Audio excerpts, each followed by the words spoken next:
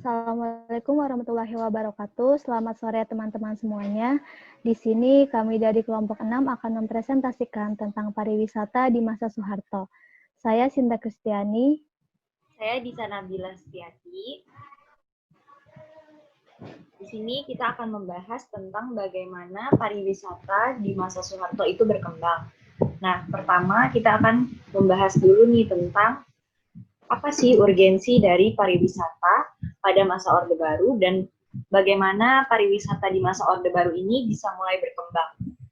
Nah, jadi sebelum masuk ke era Orde Baru atau pemerintahan Soeharto, pembangunan ekonomi itu masih didasarkan pada pembangunan nasional semesta 8 tahun 1961 sampai 1969 yang ditetapkan melalui ketetapan MPRS Republik Indonesia nomor 2 garis miring MPRS garis miring 1960 tentang garis-garis besar pola pembangunan nasional sementara semesta berencana tahapan pertama 1961 sampai 1969. Jadi pas sebelum masuk ke era Orde Baru itu, kebijakan yang digunakan tentang pariwisata itu masih mengacu kepada aturan dari MPRS gitu.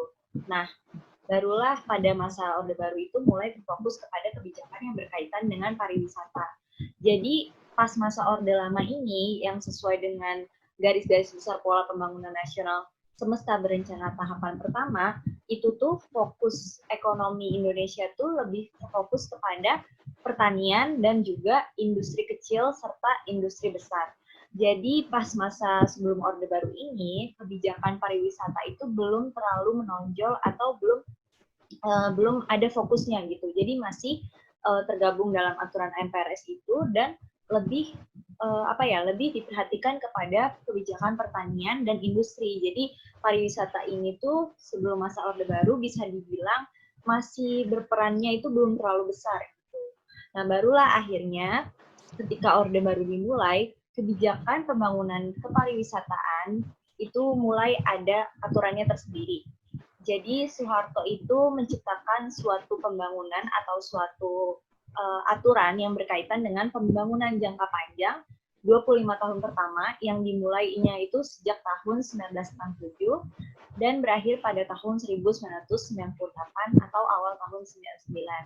Jadi karena sebelum Orde Baru itu belum ada fokus atau peraturan yang fokusnya itu kepada pariwisata, maka pas masa Orde Baru ini dimulai ada sebuah aturan yaitu pembangunan jangka panjang 25 tahun pertama yang fokusnya itu sudah mulai fokus kepada kebijakan-kebijakan pariwisata di masa Orde Baru kayak gitu. Jadi ibaratnya pariwisata ini mulai semakin dikembangkan sejak mulainya Orde Baru ini. Nah, itulah yang melatar belakangi kenapa pariwisata itu mulai dikembangkan di masa Orde Baru. Nah, kita lanjut. Di sini ada kebijakan pembangunan dalam bidang pariwisata di era Orde Baru. Jadi, hal-hal yang berkaitan dengan pariwisata itu banyak diatur dalam Repelita atau Rencana Pembangunan 5 Tahun yang dirancang pas masa Orde Baru ini. Jadi Soeharto mengembangkan yang namanya Repelita itu sampai Repelita ke-6. Nah, di sini kita akan mulai membahas dari Repelita yang pertama. Jadi Repelita pertama itu berlangsungnya dari tahun 1969 sampai 1973. Nah, jadi di sini yang menjadi fokus dalam Repelita pertama tentang pariwisata Orde Baru itu difokuskannya berpusat di Pulau Bali. Jadi bagaimana caranya nih supaya Pulau Bali ini menjadi pusat pariwisata Indonesia dan juga selain Bali, Indonesia juga memfokuskan pariwisatanya pada wilayah Indonesia bagian tengah. Jadi tahapan pertama dari Repelita pertama tentang kebijakan pariwisata ini adalah Soeharto ini ingin pariwisatanya itu fokus di bagian wilayah Indonesia bagian tengah dan juga berpusatnya di Pulau Bali. Nah, tapi bukan berarti daerah-daerah lain itu nggak diperhatikan. Cuma ini tuh lebih banyak fokusnya itu di Bali dan juga di wilayah Indonesia bagian tengah. Nah, selain wilayah Indonesia bagian tengah dan juga Bali, fokus pariwisata Indonesia juga fokus pada Indonesia bagian barat dan pusatnya itu di Medan. Nah, cara untuk merealisasikan kebijakan-kebijakan pariwisata ini adalah dengan membuka kantor-kantor cabang kepariwisataan di luar negeri. Jadi ibaratnya sebagai media promosi juga gitu, makanya didirikan kantor-kantor cabang kepariwisataan itu di luar negeri, yaitu contohnya di Jepang, Australia, Eropa, dan Amerika Utara. Jadi itu tuh tujuannya agar pariwisata Indonesia dan tempat-tempat wisata di Indonesia itu bisa dipromosikan dan dikenal oleh negara-negara di luar Indonesia kayak gitu. Nah, tahun 1969 itu dibentuk Tourist Information Center. Dan Tourist Information Center itu jadi semacam kayak sebuah tempat atau sebuah lembaga yang di situ tuh sebagai penyalur informasi tentang pariwisata di Bali dan juga Jakarta. Jadi para turis itu bisa dinaungi oleh Tourist Information Center agar bisa mengakses informasi-informasi tentang wisata yang dia kunjungi di Indonesia. Nah itu tuh mulai dibuat tahun 1969 di Bali dan di Jakarta. Kenapa di Bali? Karena seperti yang kita tahu, fokus utama dari Repelita pertama ini adalah untuk mengembangkan pariwisata di Bali. Dan kenapa di Jakarta? Itu alasannya karena Jakarta adalah ibu kota dari Indonesia, dan yang pasti para turis juga tentunya akan berkunjung ke ibu kota, makanya Tourist Information Center itu dibuatnya di Bali dan juga di Jakarta. Nah terus kemudian selain Tourist Information Center, dibentuk juga National Facilitation Committee, yaitu adalah sebuah lembaga yang memfasilitasi tentang aturan-aturan yang menghambat pariwisata, terus juga membahas tentang peraturan-peraturan tentang kepariwisataan nasional gitu. Nah itu komitenya tujuannya untuk itu. Nah selanjutnya didirikan juga Pusat Pendidikan Pariwisata atau Hotel and Training Institute. Jadi kan ketika pariwisata Indonesia itu dikembangkan, maka Indonesia juga membutuhkan tenaga kerja gitu, membutuhkan tenaga kerja yang sudah profesional. Nah, dalam rangka untuk mengembangkan tenaga kerja yang profesional, maka Indonesia itu mendirikan lembaga-lembaga pendidikan atau lembaga-lembaga training agar tenaga kerja yang dihasilkan itu benar-benar profesional dan bisa membantu dalam mengelola pariwisata di Indonesia kayak gitu.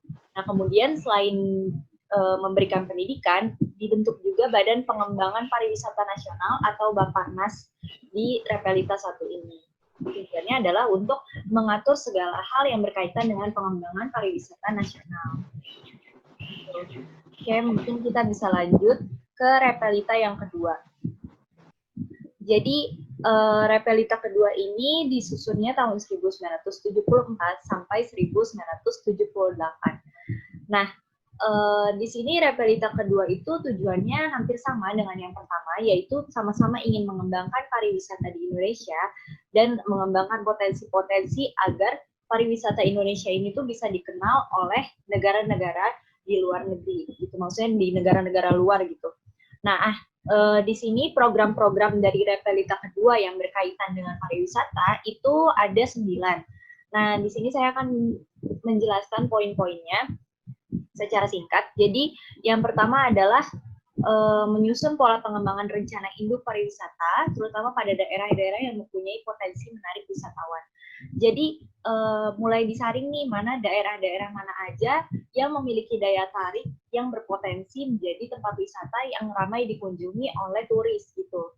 Nah, mulai dikembangkan dan juga mulai dibuat rencana-rencana induk supaya pariwisata itu tuh menjadi lancar dan juga banyak dikunjungi.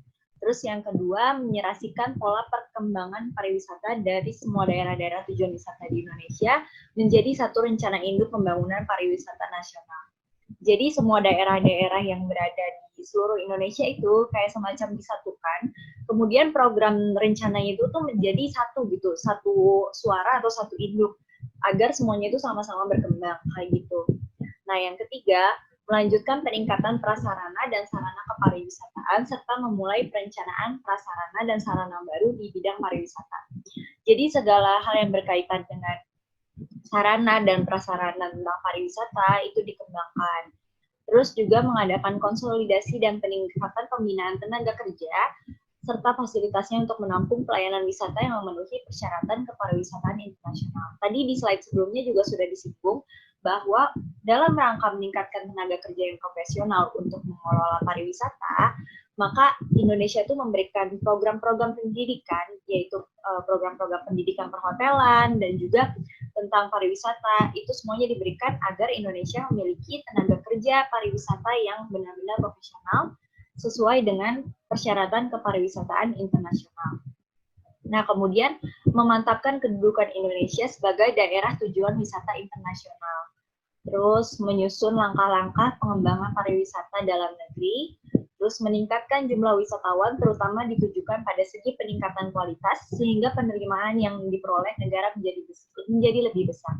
Jadi gimana caranya nih supaya tempat-tempat wisata yang berpotensi itu ditingkatkan kualitasnya dari segi fasilitas, sarana prasarana, supaya dana yang diperoleh dari pengembangan pariwisata itu tuh menjadi lebih besar kayak gitu. Terus mengembangkan sumber daya manusia pariwisata, sama mengembangkan kelembagaan dan organisasi yang menunjang pengembangan pariwisata. Jadi kayak dibentuk komite-komite seperti Tourist Information Center dan lain sebagainya yang tujuannya adalah untuk menunjang pengembangan pariwisata Indonesia. Kayak gitu. Oke, lanjut di sini ada Repelita yang ketiga. Jadi Repelita yang ketiga ini tujuannya ada 3, yaitu untuk meningkatkan penerimaan devisa, terus juga memperluas lapangan kerja di Indonesia, serta memperkenalkan kebudayaan bangsa dan daya tarik wisata Indonesia. Jadi di sini realisasi dari Repelita yang ketiga adalah Presiden itu mengeluarkan keputusan Presiden yaitu nomor 15 tahun 93 tentang kebijakan pengembangan pariwisata. Jadi isi dari kebijakan tersebut adalah memberikan kebijakan pemberian bebas visa kunjungan singkat selama 2 bulan untuk wisatawan dari 26 negara. Jadi ibaratnya ini tuh kayak promosi bebas visa selama 2 bulan supaya banyak wisatawan dari 26 negara tersebut yang berkunjung ke Indonesia dan berwisata kayak gitu. Nah, kemudian selain memberikan pemberian bebas visa, diberikan juga kebijakan membuka 3 pelabuhan udara sebagai pintu gerbang masuknya wisatawan asing ke Indonesia. Jadi pelabuhan-pelabuhan ini mulai dibangun dan dikembangkan. Contohnya itu kayak Pelabuhan Mokmer di Biak, terus Samratulangi di Manado, Patimura, Ambon, dan menetapkan pelabuhan laut Belawan, Batu Ampar, Tanjung Priok, Tanjung Perak, Benoa, Padanggai, Ambon, dan Bitung sebagai pintu masuk kapal-kapal pesiar bagi wisatawan dari luar negeri. Jadi di situ ada gambar yang saya ambil itu contohnya adalah pelabuhan udara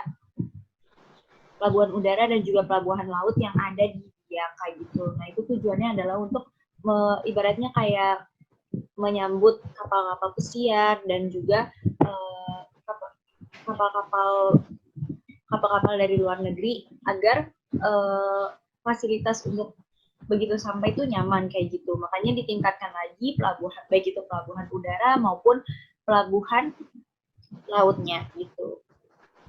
Oke, kita lanjut. Silakan Sinta. Ya, selanjutnya ini ada Repelita keempat. Nah, arah dari Repelita keempat ini diarahkan untuk pengembangan wisata resort baik di pantai, pegunungan maupun di kawasan wisata budaya. Nah, selain itu juga pemerintah mengembangkan taman wisata dan hiburan yang potensial. Terus di sini ada kebijakan dalam rangka peningkatan wisatawan. Yang pertama ada kebijakan bebas visa, di mana ini juga merupakan cara yang untuk menarik para wisatawan asing. Selanjutnya ada penambahan 5 bandara udara dan 3 pelabuhan laut. Terus adanya penerbangan internasional. Nah, penerbangan internasional ini merupakan bagian dari peningkatan wisatawan asing juga. Jadi wisatawan dari luar negeri dengan mudah masuk ke Indonesia gitu. Dengan adanya bebas visa maupun penambahan bandara ini. Lalu selain itu ada kebijakan dalam rangka peningkatan investasi di bidang pariwisata dengan adanya keringanan pajak dan retribusi daerah. Jadi pemerintah untuk menarik para wisatawan asing di dalam bidang pariwisata juga mereka membuat kebijakan di mana pajaknya itu dikurangi dan retribusi ke daerahnya juga dikurangi. Ini merupakan salah satu langkah untuk mengembangkan pariwisata di daerah tertentu juga. Oke, selanjutnya.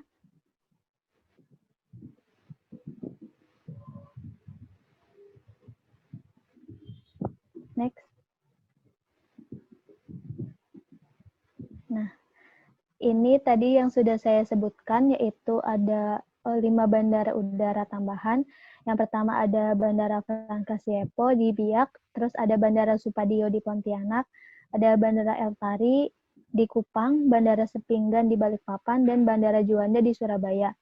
Selanjutnya, 3 pelabuhan tambahan yang dibuka pada saat itu adalah Pelabuhan Sekupang di Pulau Batang, Pelabuhan Tanjung Mas, dan Pelabuhan Tanjung Pinang. Next.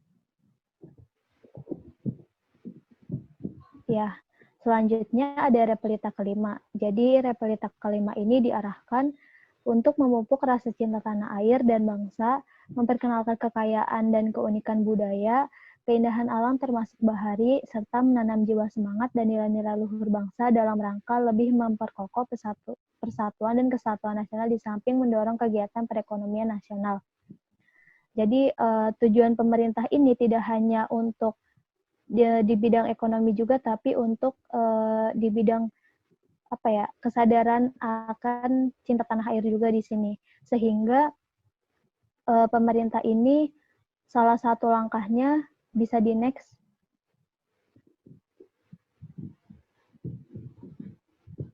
Ya, ini langkah yang dilakukan. Yang pertama ada diversifikasi produk dan atraksi wisata dengan pendekatan wilayah tujuan wisata. Jadi diversifikasi produk ini kayak misalkan penggabungan gitu dari satu wisata yang berdekatan di salah satu kota itu dia menjadi satu paket tour gitu. Kayak misalkan di Bali, misalkan Tanah Ubud dan Tanah Lot itu bisa disatukan tuh jadi paket wisata gitu. Ini merupakan salah satu langkah pemerintah juga nih untuk memajukan pariwisata saat itu. Terus selanjutnya ada wisata konvensi.